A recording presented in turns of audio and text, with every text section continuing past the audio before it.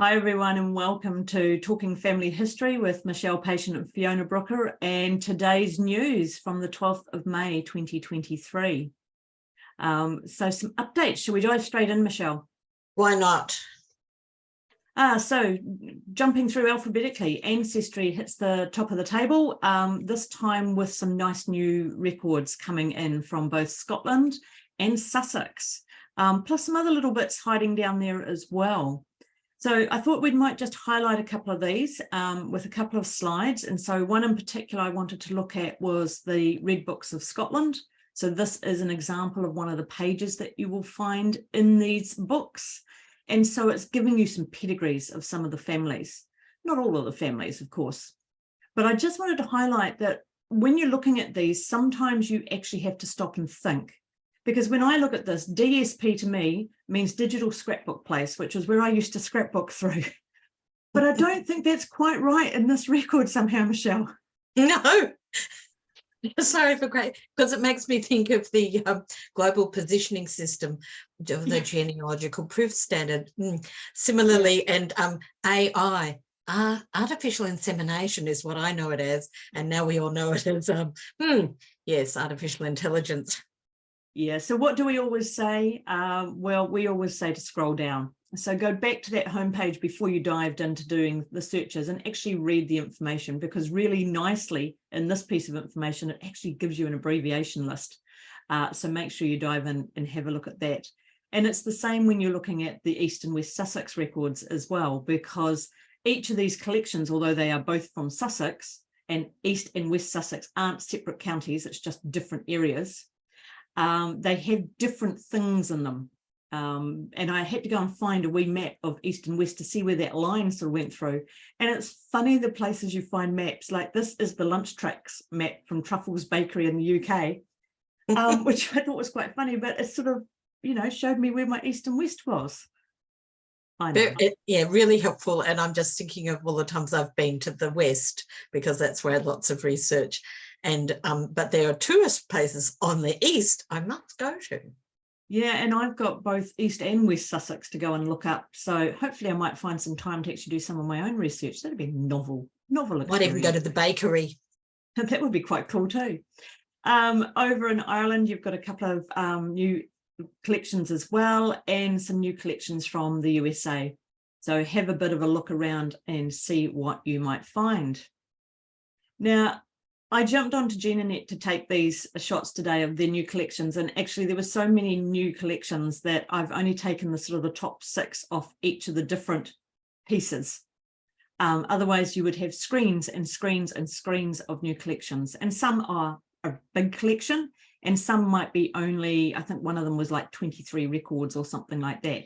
But those 23 records, as usual, could be the 23 records that you're actually looking for. So you're looking primarily at European records here. So if you have European ancestors, dive on over and see what you can find. And you might need Google to translate some of it somewhere along the line as well.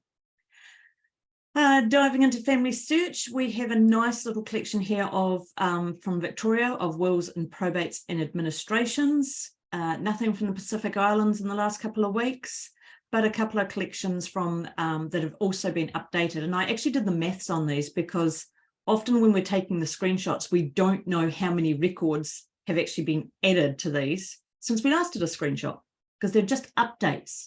So some of these are new collections and some of them are just that more records have been added into them.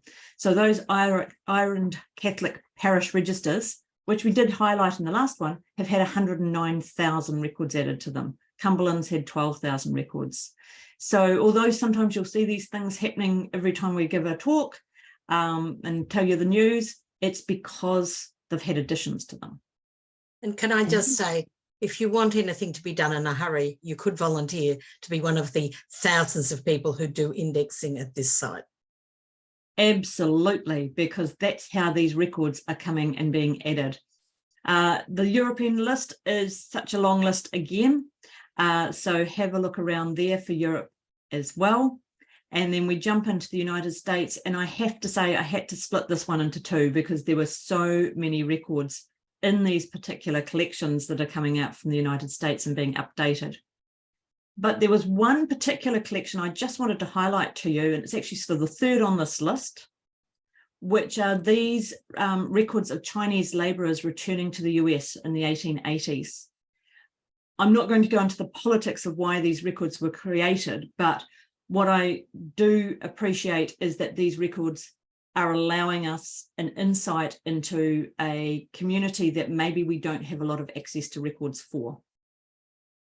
I know a few people that will be interested in this, that's for sure. The same, funnily enough, with some of those French records.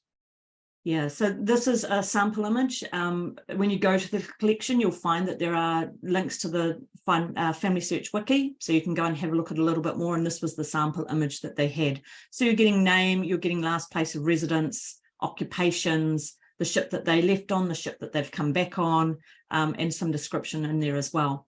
So from a genealogy point of view, we are fortunate that these records exist. And jumping through to Canada, nothing from Canada this time, but in Mexico, we have, again, some updates to those Catholic records that they've been working on and some civil registration.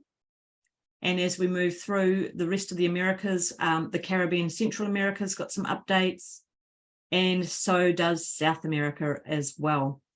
Lots happening on the 12th of May. They all got updated nicely overnight for us, Michelle, which was really handy. Yeah, because sometimes there's nothing when we turn up. Yeah, and it's just fluke. Sometimes we might miss the odd little thing that's happening out there. But South America is also a large list that are being worked on at the moment, so you've got quite a few happening in there. And then jumping over the sea as such to Africa, and we've got some Zimbabwe and some Joburg cemetery records as well, plus the usual find at grave update. Now, it's just a small, you know, $250 million. Yeah, just a small, yeah, exactly. Find My Past are also playing in Sussex. So those of you that have got Sussex must be really happy in this last couple of weeks, because there's Sussex records appearing all over the place. So baptisms, marriages and burials at Find My Past for Sussex, and also in the last couple of weeks, Hampshire baptisms, marriages and burials. So you'll be finding lots of things to explore in your research.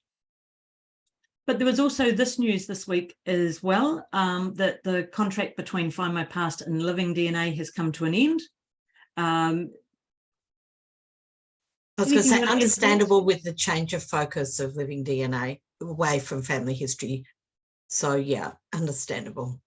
Yeah. Newspapers this week, we have 3 new titles being added in here.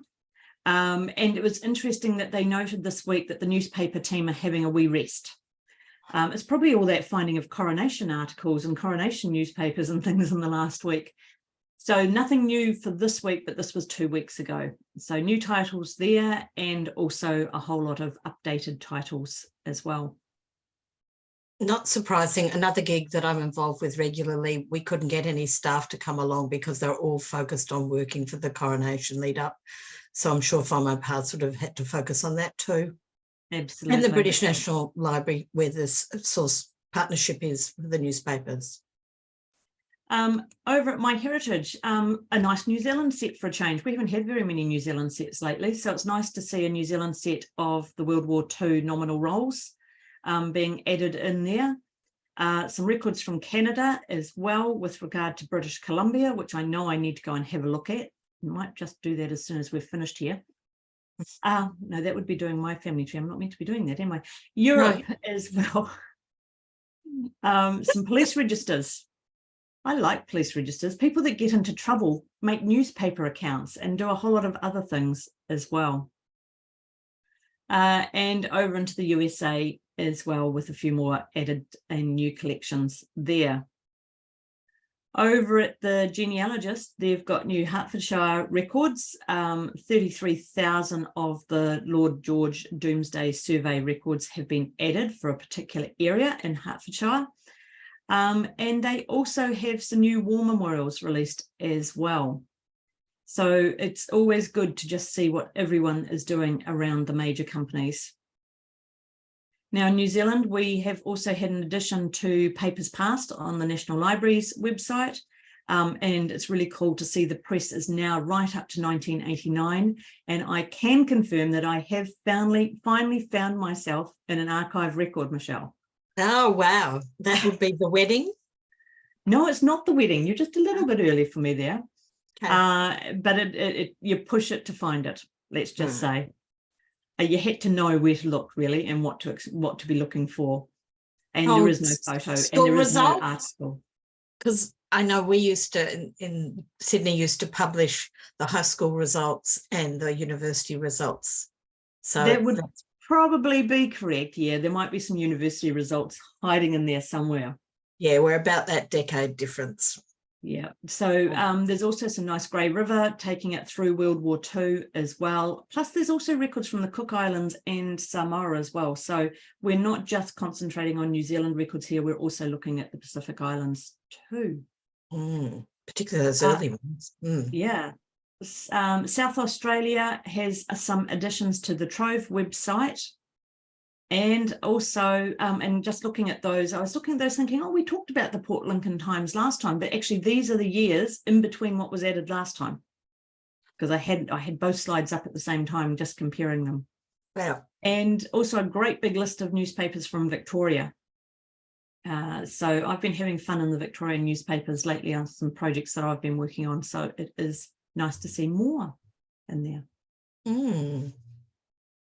Scotland's People have released a new collection of prison registers, or an updated collection of prison registers.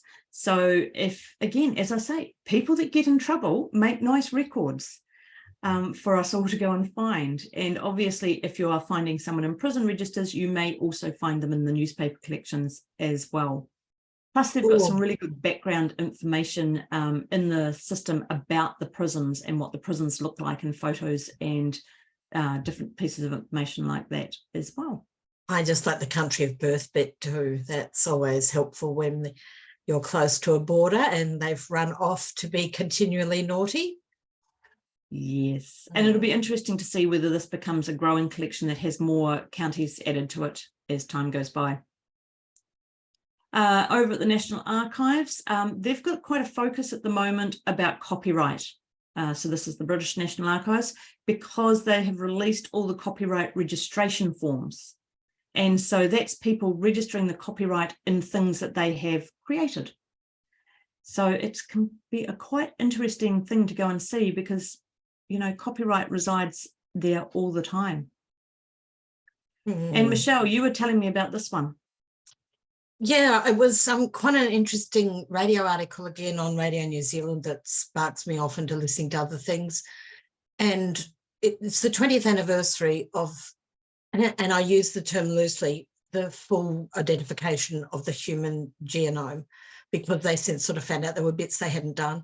But anyway, officially, it was 50 years after the double helix structure was identified in 1953. It was 2003 before we actually identified human chemistry in the DNA. But they've, of course, we've all been doing lots of stuff with our family history DNA, and some of us tick the yes, we want our information to be available scientifically. And so for those of us that have allowed our research to be, our DNA to be anonymously used for scientific purposes, has led them to realise they needed to have a much bigger pool of data. And it doesn't sound like a lot, but they've actually fully identified another 47 people to add the diversity in. And they're finding this mostly from a health perspective, that it's going to help them, because huge chunks were just missing by the fact that they'd only identified one person's full genome. So it's a very complex subject, but I did think that it was important to just, commemorate that it's only been 20 years since we could even see that we had sequences worth acknowledging, and therefore the extension into family history research is a new tool. It's baby steps, new stuff still happening. And yeah, so I thought some of you would find this interesting. And there's several DNA things that have been in the news in the last couple of weeks, and we've got this one here. This is off Stuff, the New Zealand website, but it's actually an Australian story about an American being found through DNA testing. But also talking about DNA, we've got FamilyTreeDNA. They've got a really nice article about mitochondrial DNA on their website. It's just come out in the last few days.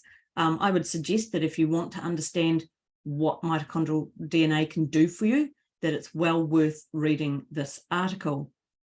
But just to add some confusion to that, there's also this news article that came out this week, which is that a baby's been born from 3 people's DNA in the UK for the first time, which just goes to sort of start asking questions about what's that going to mean in the future as we're doing mitochondrial DNA. And I don't think it's going to be a worry for you and I, Michelle. No. Because we're unlikely to have people that are testing that it's going to be a problem for, that we're going to be dealing with. But think 3 or 4 generations down, and that idea that within 3 generations family stories are lost. Well, does that mean within 3 generations you also lose the story about the fact that to have you as a baby, this is what happened and the egg was repaired, etc. And so that scientific story within your family of conception gets lost over the generations. So it's a different sort of family history that maybe we're going to have to be recording in the future as well. Yes. The one thing you can be sure of is death, taxes and change. And we was in a writing group for the Society of Australian Genealogists yesterday, and we had an extensive chat really about the use of Chat GPT and the effects of intellectual copyright and intellectual property and copyright. And you kind of think how much Chat GPT similarly is going to change the whole environment that we are going forward in. So not just the DNA tools we use, but all the tools we use. Yeah, science is a pretty amazing thing, and let's hope we can all live with change. And I have to say, these diagrams were some of the clearest diagrams I've ever seen for actually explaining a piece of science as well, about how they work with the embryo to do this repair as such. Very cute mitochondria, I have to say. They if only they very could have been oblongs and slightly more accurate, but never mind. Okay, so in other news, I know that over in Australia, many of you are watching the new Who Do You Think You Are series. And I really wish that I was watching the new Who Do You Think You Are series, because see that camera, I know all about that camera. And I know that next week's episode, I believe, myself and some of our other Talking Family History friends from the last few years are going to be in. But of course, we're all in New Zealand and we won't get it for a while. So I don't think I was as nervous filming it as I am actually as nervous to see it. And how it's been cut and things like that. And I must say it was a lot of fun being part of the show and getting to be involved and see how a show is created as such. So yeah, I really look forward to seeing it. I'm sure some of you will come and give me feedback on what it ends up looking like. Tell me soon. Maybe next Tuesday, for example. I'd have to say my experiences, I've had a couple, and it's kind of like a wedding, but worse. You know how you go away during the middle of the wedding and spend hours having photographs done? You know, the 3 seconds you are on the screen. One of mine was nearly 4 hours and I ended up being completely cut out, and I didn't mind at all. And another one was an entire day for the 3.5 minutes that the story was on the TV news. Yeah. Yeah, and that's the thing. It could just be seconds in a flash. So, you know, I'm not worried about that. It's just, yeah, just a little bit of nervous floating around. Yep. But the other thing I've been involved in the last few weeks is the Family History podcast that Andrew Martin runs. And I'm part of the season 5 or series 5 of this podcast. And so I'm really looking forward to that coming out. I think my episode will be out at the end of the month, I think. So if you want to catch them all, plus maybe series 1 to 4, they're all available online via the Family History's podcast website, but you'll also get them on Spotify and anywhere else that you listen to podcasts through. So really good if you're going on long journeys. So am I correct that you'll be the constable story when you look down the list? Yes, I believe I'm the constable story, hiding in there. So yeah, I think that's the way it went right across there. So it's Excellent. really cool because you get to listen to other people's stories as well. Plus there's a wee question at the end. Really looking forward to seeing those of you who are coming to the Queensland event tomorrow for Energising Your Family History Methodologies. And that did get me inspired because tomorrow I'm going to be talking about exciting discoveries and organising your family history. And I thought something I've been promising to do for ages is creating the Organising Your Family History kit so that you can go from this, I'm not sure which side I should be pointing to that, or that. Left to right. Left to right. So that'll be coming soon to the Memories in Time shop. I'm just trying to decide if I want to record a couple of little videos to go with it. I've still got a couple of ideas, but they might be add-ons for a little bit later on. But in the meantime, there's definitely some printables to make your folders look as nice as that. And yes, my folders still look as nice as that, and I do not have those piles. I have seen I'm sure them. no one else has piles like that, Michelle, anyway. Oh, no, I just have them in a drawer so I can't see them. But I have seen your very nice folders, so I can attest to their existence. There you go. So it's been great to be with you this time. We will see you in a couple of weeks. As usual, if you want to get in touch with us, you can find us through our websites. You can find us through the APG. We really appreciate those that have been supporting us by giving us some donations through the donations button. We do this for you because we love to share what's happening out there, and we, at the moment, don't make any money off this. So thanks a lot for those that have supported us. So if you want to find out what we're doing next, make sure you subscribe. And as I said, we'll see you in a couple of weeks. Any last words, Michelle? No, I just hope everybody enjoys either. Oh, I would say I really enjoyed a lot of family history aspects about the coronation and the embroidery. But, you know, that's another whole conversation. But I do want to say out loud how proud I am as an Australian who embroiders to know that our fabric from Australia and New Zealand were used to make the screen. And that every Commonwealth country was embroidered into the leaves of the tree.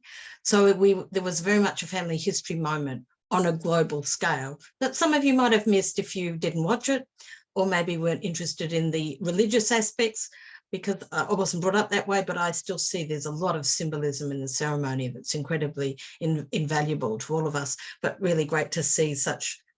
Yeah, I've visited the inside of the Royal School of Needlework, so I've seen how they do those things, and it's just really impressive. So it was wonderful to see. And also the fact that royalty has had such a bearing on some of our records as well. And I know you and I, we talked about that on an Ancestry Facebook Live, didn't we?